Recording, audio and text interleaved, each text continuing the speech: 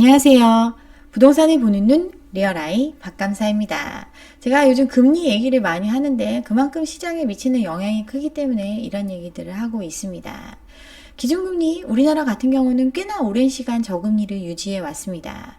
기준금리 변동 추이를 보면 2014년 빚내서 집 사라 이후에 계속해서 금리를 낮추는 정책을 해왔죠. 그리고 미국이 디레버리징을 실시하는 기간에도 우리는 금리를 올리지 않고 계속 동결하고 찔끔 올리는 신용만 하다가 금리 살짝 올리니까 경기가 급속도로 위축이 되는 모습이 나타났죠. 그래서 다시 뜨거 하면서 다시 금리를 낮추는 그러한 상황이 왔습니다. 그러다 코로나 팬데믹이 터지면서 금리를 최저 수준으로 낮췄고 그러한 상황을 장기간 유지해 왔습니다. 미국 리만 브라더스 사태 이후에 금리를 확 낮춰서 돈을 막 뿌려댔었고 이때 낮춘 금리를 끌어올리는 작업을 우리가 금리를 올리지 않는 시기에 해왔습니다. 급속도로 금리를 올렸죠. 계속해서 금리를 끌어올렸고 한미 기준 금리가 역전된 상황까지 이르렀지만 우리는 그냥 동결하는 이러한 조치를 했었습니다. 한미 금리 역전에 외인 자본 계속해서 빠져나가니까 찔끔 올리려다가 경기 침체 올까봐 우리는 다시 금리를 낮추는 이러한 선택을 했습니다. 그러다 코로나 터지면서 미국이 제로금리를 시행하면서 다시 역전 상황은 무마될 수 있었는데 지금은 미국 급속도로 금리를 올리고 있죠. 경기 침체가 오고 시장이 경색됐을 때 이를 풀어주기 위해 하는 조치가 바로 유동성 완화 정책입니다. 금리가 가장 결정적인 포인트라고 볼 수 있어요.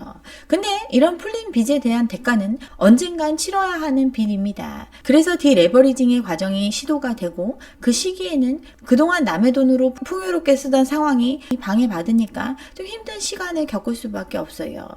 우리나라 같은 경우 미룰 수 있는 한 최대한 밀어놓은 상황이었어요. 미국과 금리가 역전되는 상황에서도 아직은 괜찮다 하면서 미룰 수 있는 한 미뤄뒀던 거죠. 그 결과 빚을 두려워하지 않는 사회가 됐습니다. 빚도 마치 자기 재산처럼 느끼기 시작한 거죠. 빚을 남한테 빌린 게 아니라 마치 자기의 능력처럼 자기의 재산처럼 여기는 그러한 사회가 됐습니다. 빚을 내서 투자해서 더 많은 이익을 볼 수 있다. 이런 믿음이 있었고 빚을 많이 내줄 수 있다는 거 유동성이 풍부해짐을 의미하고 자산시장의 폭등으로 이어졌습니다. 금리가 낮다는 거 돈을 거저 쓰게 해준다는 의미고 돈값이 없음을 의미하죠. 그럼 투자는 활발해지고 자산시장의 가격은 상승할 수밖에 없습니다. 그렇지만 금리가 올라간다는 거 돈의 가치가 높아진다는 거고 이에 따라서 거품이 있었던 자산 가격은 조정이 되는 현상이 나타나는 것 순리입니다. 금리와 자산 가격은 반비례해요. 금리가 올라가면 자산 가격은 떨어지고 금리가 내려가면 자산 가격은 올라가는 이러한 반비례 관계에 있습니다. 2018년 미국이 금리를 계속해서 올리던 시기이죠. 코로나 이전이고 미중 무역 전쟁이 한참이던 시기, 그래서 굉장히 변동성이 강한 시장이었어요. 이 시장에서 가장 많은 수익률을 가져다 준 거 바로 현금이었습니다. 우리나라 찔끔 금리 인상했을 때도 금리 인상의 효과가 부동산 시장에 나타났어요. 18년 11월 금리 인상으로 가격 지수가 하락하는 모습이 나타났었는데 다시 금리를 내리는 조치를 하니까 가격은 천정부지로 치솟아 올랐어요. 작년 하반기부터 금리를 올리기 시작하니까 가격은 단기간에 빠른 속도로 빠지고 있습니다. 19년도 상반기에 제가 영상을 했었는데 그때 했던 이유가 이런 데 있었죠. 어찌 보면 버블을 잡을 수 있는 기회였는데 이 시기에 금리 인상을 멈추는 결정을 했습니다. 꼴랑 한 번 올리고 멈췄죠. 다시 낮추기 시작한 이후 우리나라 3저의 상황이었기 때문이죠. 저성장, 저물가, 저출산 이러한 3저의 상황에서 경기 침체가 올까봐 돈 풀어주는 정책을 통해서 경기를 부양하려고 이러한 선택을 했어요. 남들과 역행하는 선택을 했고 그러다가 팬데믹이 터진 거죠. 코로나 팬데믹 극복을 위해서 전 세계적으로 돈 풀기가 들어갔고 막대한 유동성 파티가 벌어졌습니다.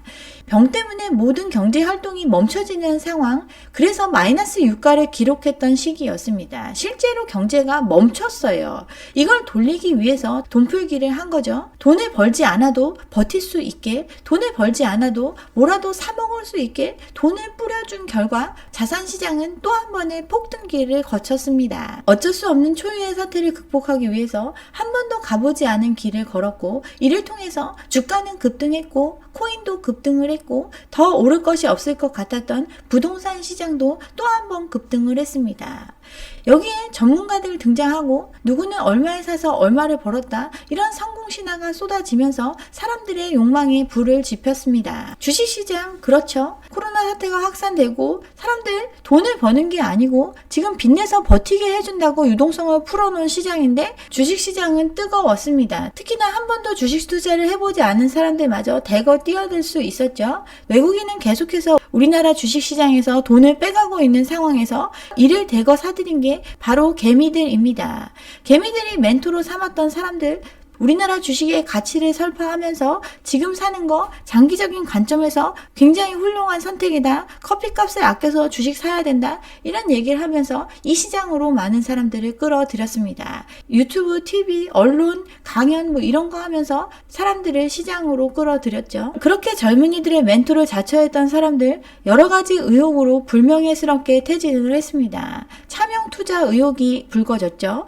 이들의 진심은 뭐였을까요? 주식시장 지금이 가장 쌀 때고 우리나라 주가 저평가돼 있으니 외국인이 팔고 떠나더라도 지금 사면 부자 될 수 있다. 이런 말만 듣고 정말 많은 개미들이 시장에 들어왔습니다.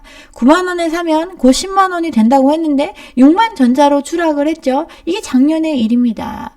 삼성전자의 외인 비중 계속 줄어들고 있다는 거 제가 영상을 통해서 많이 보여드렸는데 개미들 지금 곡소리 내고 있습니다. 9만전자라고 했던 삼성전자 지금 6만원대까지 내려가 있죠. 40만원 찍었던 네이버 지금 18만원대까지 내려와 있습니다. 카카오도 마찬가지죠. 12만원이 넘던 주가는 5만 7천원도 안 되는 수준으로 절반 이상의 자산이 날아가 버렸습니다. 이거 자기 돈으로 한 거 아니죠. 그동안 모아두었던 종잣돈 여기에 빚까지 내가지고 뛰어든 상황이었는데 수익률이 초라하기 그지없습니다. 예금 금리도 못 미치죠. B2 이자는 지금 10%가 넘어서고 있는데 주가는 반토막이 났어요. 그동안 빚내서 투자하는 것 이런 거 두려워하지 않던 사람들 빚 갚을 일이 아득하고 손절하자니 투자한 돈 절반 이상을 날리는 상황이고 안 팔고 버티자니 빚이 무서운 상황입니다. 다양한 선택들을 했죠. 손절하고 이 시장을 떠나는 선택을 하기도 했습니다. 1년이 지난 지금 삼성전자 여전히 6만원대를 보이고 있는데 한 달 사이에 2조를 팔아치웠습니다. 5만원대로 떨어진 다음에 내내 부진한 흐름을 보이다가 이제 6만원대가 됐으니 손절 친 거죠. 이렇게 손실을 확정짓고 그나마 이 굴레를 벗어난 개미들도 있지만 여전히 일확천금을 꿈꾸며 오히려 이제 우량주가 아닌 잡주에 투자하면서 이 손실을 만회하려고 고군분투하고 있습니다. 주식시장 그나마 제도권 안에 있는 시장인데 코인 시장 같은 경우는 더더욱 큰 피해를 입고 있습니다. 코인으로 몇 천억 벌었다는 이러한 사람들, 결국 코인을 만든 사람들, 또 그것을 유통한 사람들만 돈을 벌었습니다. 그치만 그들이 말하던 시스템, 그들이 말하던 가치, 그게 허구임이 밝혀지는 순간 코인에 투자한 사람들의 모든 자산은 휴지 조각이 됩니다. 테라 루나 사태 피해자만 28만 명이 생겨났습니다. 사기, 배임, 자본시장법 위반 이러한 혐의를 받고 한 명은 이제 구속영장이 청구가 됐죠. 자기는 아무것도 잘못한 게 없다라고 얘기하면서 당당하게 나오겠다 이랬던 사람 해외로 도피를 했습니다. 소송이 예상된 날 바로 싱가포르로 떠나서 유럽에 가서 지금 여권도 만료되고 했는데 들어오지를 않죠. 영장 청구된 테라 관계자 8명 평균 수익이 400억이라고 하면서 지금 추적하고 있지만 이미 28만 명의 눈에서는 피눈물이 쏟아지고 있습니다. 유통을 했던 FTX도 마찬가지죠. 전 세계 가상자산 업계를 쥐락펴락했던 FTX 제국이 한순간에 몰락을 했습니다. 코인런이 발생할 지경이죠. 20조에 달하던 그의 자산은 하루아침에 휴지 조각이 됐지만 여기에 투자한 사람들은 더 큰 손실을 보고 있습니다. 비트코인 투자에 실패한 사람, 극단적인 선택을 하는 사람도 늘어나고 지금 알게 모르게 이로 인한 상실감에 빠져있는 젊은이들 부지기수이죠. 말 그대로 묻지마 돈잔치를 해온 시장입니다. 유동성이 풀리고 코인이라는 실체에 대해서 사실 어떠한 정립도 되어 있지 않은 상황에서 미리 사두면 오른다 이런 얘기에 실제 돈을 가상의 돈과 바꿨습니다. 비트코인마저도 이제 흔들리고 있죠. FTX 이후에 신뢰가 아예 사라진 시장이 돼가고 있으니 고래들도 손실을 확정하고 이 시장을 떠나려고 하고 있습니다. 유럽 중앙은행에서 비트코인 이제 최종 국면에 도달했고 내기나 도박에 가깝다고 이야기를 했죠. 비트코인 결국 화폐를 대체할 혁신적인 수단이라고 얘기했지만 실제로 상품 거래에 상용화되지 않았고 사용된 적이 거의 없죠. 투자의 목적으로도 부적합하다고 지적을 했습니다. 저는 이 점에 가장 공감을 합니다. 투자를 하면 현금 흐름이 생기거나 배당금 같은 가치가 생성이 돼야 되는데 그런 게 아니죠. 그러면 상품처럼 어떤 생산적인 활동에 사용이 되거나 금처럼 사회적인 이익을 제공할 수 있는 뭔가 가치가 있어야 하는데 비트코인은 그냥 시장에서 나중에 이게 화폐를 대체할 거다. 순전히 추측과 기대에 따라서 가격이 결정되는 이러한 상품이었어요. 그러니 내기나 도박과 다를 바 없죠. 그런데도 이 시장에 코인하면 부자 될 수 있다는 마음에 많은 젊은 사람들이 뛰어들었습니다. 실제 코인의 개발, 그 코인이 지속 가능성이 있는지, 그 운영이 가능한지, 실제 인정될 수 있는지 이런 거에 대한 고민, 의심 전혀 없이 그냥 사면 돈 벌 수 있을 거라는 믿음에 또 이걸 부추긴 사람들의 꼬임에 자기 돈을 갖다 바쳤습니다. 자산시장의 화랑, 그로 인해 소수는 돈을 벌 수 있었을지 몰라도 상당수는 손실을 봤습니다. 이제 동학개미에서 도박개미로 변질이 됐어요. 주식시장 같은 경우 냉정한 경제 논리에 의해서 외국인과 기관은 돈을 벌고 동학개미는 손실을 봤습니다. 코인개미는 더 참담한 지경에 이르렀죠. 아무도 구제해줄 수 없는 그 피해를 고스란히 감당해야 하니 손실을 만회하기 위해서 더 위험한 상품에 더 위험한 투자에 기웃대고 있습니다. 제로섬 시장에서 냉정한 시장에 대한 정보가 부족하고 언어도 딸리는 개인이 이러한 투자에서 성공할 확률은 극히 희박한데도 많은 개미들이 또 이런 걸 바라고 있습니다. 젊은 사람들이 주로 이런 데 많이 콕겨 있는데 이렇게 된 이유, 투자에서 한몫 잡지 않으면 기회가 오지 않을 거라는 생각 때문이죠. 그러한 절박함이 있었고 한탕주의가 만연했습니다. 이를 이용한 것이 바로 전문가들이죠. 전문가들, 이 시장을 잘 아는 사람들, 이 시장을 잘 모르는 사람들을 끌어들여서 자신의 이익을 극대화했습니다. 순진하게 믿고 그들을 따랐던 사람들, 시장의 냉혹한 현실을 맞닥뜨리게 된 거죠. 부동산도 같습니다. 집이라는 거 사는 효용이 가장 중요한 물건인데 최근까지 아파트 시장 투자의 개념이 너무나 과하게 부풀려졌어요. 거품이 끼었다고 시장이 주춤하는 모습이 나타났는데도 실제 거래가 사라지면 가격이 떨어진다, 이 지극히 당연한 상식을 파괴하는 말을 믿었습니다. 거래는 없어도 가격은 계속 오른다, 이게 진실이라고 믿고 지금이라도 집 사라고 독려해주는 많은 부동산 멘토들의 말을 듣고 젊은 사람들이 시장에 뛰어들었어요. 이미 말도 안 되게 올라간 가격에도 이게 비싼 게 아니고 오늘이 가장 쌀 때다라는 말을 믿고 집을 샀죠. 임대차 3법, 전세시장 얘기하면서 전세 살고 지금 빚내서 집 사지 않으면 남들과의 자산 경쟁에서 뒤처질 수밖에 없다, 이런 불안감을 자극하면서 두려워하지 말고 빚내서 사라고 부추긴 시장, 부동산 시장도 하나도 다르지 않습니다. 이러한 전문가들의 말을 믿을 수 있었던 건 실제로 자산이 오른다고 느꼈기 때문이고 이는 막대하게 풀린 유동성에 기초를 합니다. 남의 돈 거저 쓰다시피 했지만 결국 갚아야 될 빚인데 그걸 망각한 채 잔치를 벌여왔고 이제 그 빚을 갚아야 할 시기가 온 거죠. 금리는 올라가고 있고 거품이 터지는 걸 막기 위해서 연착륙을 기도하고 있지만 이미 한계 상황에 왔습니다.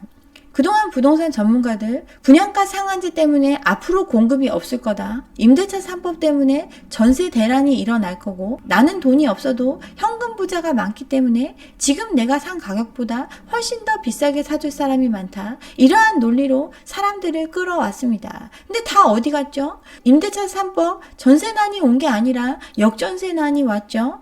현금 부자 많다고 하더니 지금 집값이 내려가도 사주는 현금 부자가 없습니다. 꽁꽁 얼어붙은 시장이 됐습니다. 공급 부족 얘기 그렇게들 해왔지만 시장에 물건은 쌓여 있습니다. 공급이라는 거 상대적인 개념이라고 제가 굉장히 오랫동안 강조를 해왔죠.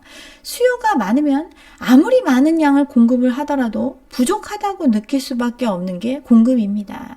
그렇지만 수요가 사라지면 적게 공급해도 남아도는 시장이에요. 지금까지의 부동산 투기적인 수요가 가세를 하고 당장 사지 않아도 되는 젊은 세대까지 뛰어들면서 아무리 많이 공급을 하고 있었음에도 그게 부족하다고 여겨졌던 시장입니다. 그치만 현실은 절대적으로 더 많은 양의 공급이 이루어지고 있었던 게 현실입니다. 많이 공급을 하는데도 공급 부족 노래를 했는데 미래 수요 가세하지 않았다면 공급이 정말 부족했을까요? 미래 수요 당장 살 능력을 갖춘 세대가 아닙니다. 갭을 끼고 대출을 받아서 매입을 할 수는 있지만 조금이라도 상황이 바뀌면 유지할 능력이 없는 그런 수요가 가세를 했기 때문에 더욱 공급이 부족하다고 느껴졌어요. 부동산을 사려면 어느 정도 돈을 모아놓고 어느 정도 자본 축적의 시간이 필요하고 그렇기 때문에 집을 살 수 있는 세대 40대 이상이 많이 샀었죠. 근데 이 시장에 미래 수요가 가세하는 계기가 됐습니다. 오른다고 하지 않았으면 당장 살 이유가 없었던 세대들입니다.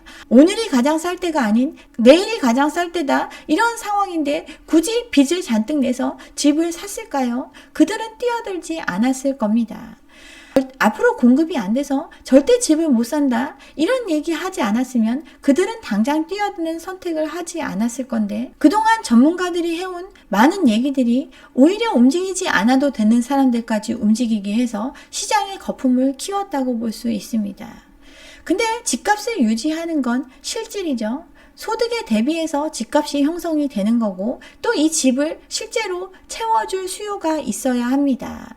소득은 그대로죠. 인구는 줄어들고 실제 집을 살아줄 수요, 인구는 줄어들고 있는 게 팩트입니다. 답은 나와 있는데 시장은 그동안 눈을 가려왔고 그 결과가 지금 드러나고 있습니다. 그동안 뜨거웠던 시장만 믿고 지금 벌려놓은 부동산 사업들 굉장히 많이 있습니다. 앞으로도 집들 분양 물량 굉장히 많이 남아 있는데 이들은 집을 팔아야 하는 입장이고 또다시 홍보를 할 겁니다. 수많은 전문가들 지금 이렇게 주춤할 때 실수요자라면 지금이라도 뛰어드는 게 올바른 길이다 이런 얘기를 할 건데 한 번 속지 두 번 속는 그런 일은 경험하지 않으셨으면 좋겠습니다. 네, 여기까지 오늘 준비한 내용이고요. 오늘 제 영상이 좋았다면 좋아요와 구독 잊지 마시고 다음 영상도 함께 해주시기 바랍니다. 감사합니다.